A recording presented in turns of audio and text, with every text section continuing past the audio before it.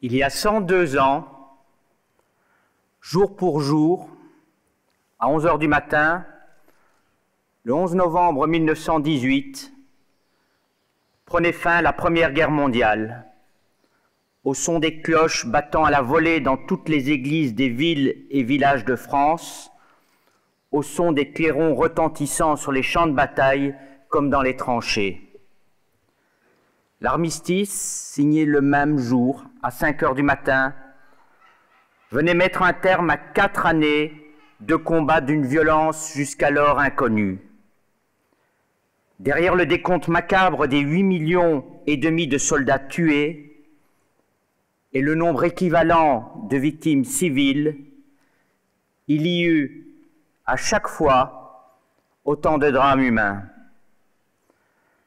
Le devoir de mémoire que nous maintenons vif, année après année, depuis 102 ans, nous le devons d'abord à celles et à ceux qui ont versé leur sang pour la France, à ces enfants qui ont irrigué de leurs veines la Marne, la Somme, Verdun ou encore le chemin des Dames.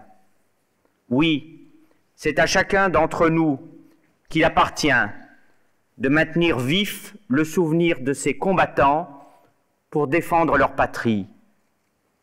Nous savons, ici même à Saint-Raphaël, devant ce monument aux morts, ponctué de dizaines de noms, comme dans presque toutes les villes et tous les villages de France, combien leur courage fut remarquable et combien nous leur devons. C'est aussi aux millions de veuves, aux millions d'orphelins, à ces parents auxquels l'on a annoncé la mort d'un mari, d'un père ou d'un fils, que nous nous devons de maintenir la flamme du souvenir constamment allumée. Derrière chaque mort, il y eut des familles anéanties, des villages décimés, une génération fauchée dans la fleur de l'âge. Songez un peu que près d'un soldat sur 3 de la classe 14 ne revint jamais des combats. N'oublions pas aussi les millions de blessés, ni les millions de soldats traumatisés par les visages de leurs camarades en train d'agoniser à leur côté dans le froid et la boue. Oui, n'oublions pas que l'histoire de France est ponctuée de tragédies. Aujourd'hui est une époque où des générations entières n'ont pas vécu de conflits majeurs. Il nous est difficile de nous représenter ce que fut la fureur du feu et de l'acier qui s'abattit en une pluie incessante sur les tranchées. Il nous est difficile d'imaginer les ravages causés par l'usage d'armes non conventionnelles telles que le gaz, ou bien tout simplement ce que pouvait être la vie au quotidien dans les tranchées. C'est cette difficulté à ressentir l'horreur d'une époque, de l'époque, qui doit nous conduire à donner sens aux commémorations qui nous réunissent aujourd'hui.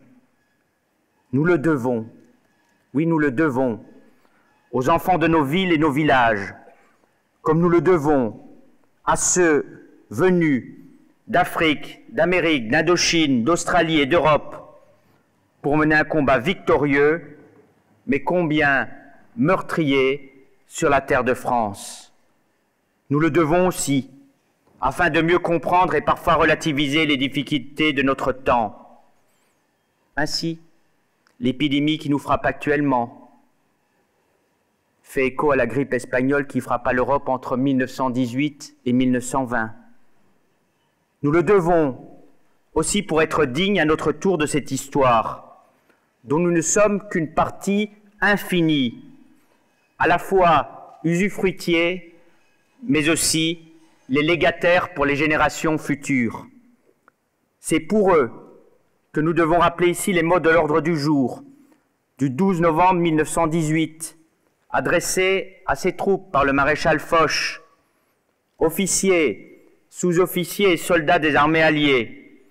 Vous avez gagné la plus grande bataille de l'histoire, sauvé la cause la plus sacrée, la liberté du monde. Soyez fiers. D'une gloire immortelle, vous avez paré vos drapeaux. La postérité vous garde sa reconnaissance. Mais nous le savons malheureusement aussi, l'armistice ne fut pas partout synonyme de paix. Nous le savons, l'armistice n'a pas réglé les conflits. Pendant des années encore, les combats firent rage, notamment autour de la recomposition de l'Empire ottoman, recomposition intervenant en négation du génocide arménien, et de conflits non réglés, comme en attestent encore actuellement les interventions turques dans le Haut-Karabakh, au Kurdistan, ou les menaces d'annexion sur Chypre. Nous le savons aussi, le traité de Versailles qui suivait portait en lui les germes de la Seconde Guerre mondiale. Alors oui, mesdames et messieurs, donner une signification contemporaine à cette cérémonie nous conduit à tenter, à faire nôtre modestement les vertus de courage, de détermination et du sens du sacrifice de ceux à qui nous rendons hommage aujourd'hui, aux poilus, aux anciens combattants de 14-18. Alors, osons défendre nos valeurs, osons défendre notre patrie comme ils l'ont fait. Arrêtons aussi d'avoir peur de ce que nous sommes. Je pense notamment à la lutte contre l'obscurantisme, qui est pour notre temps le grand combat dans lequel chacun d'entre nous, chaque homme et chaque femme doivent être totalement mobilisés, comme c'était le cas il y a 102 ans, pour préserver notre mode de vie, notre mode de pensée, notre mode de civilisation. Vive la République, vive la France.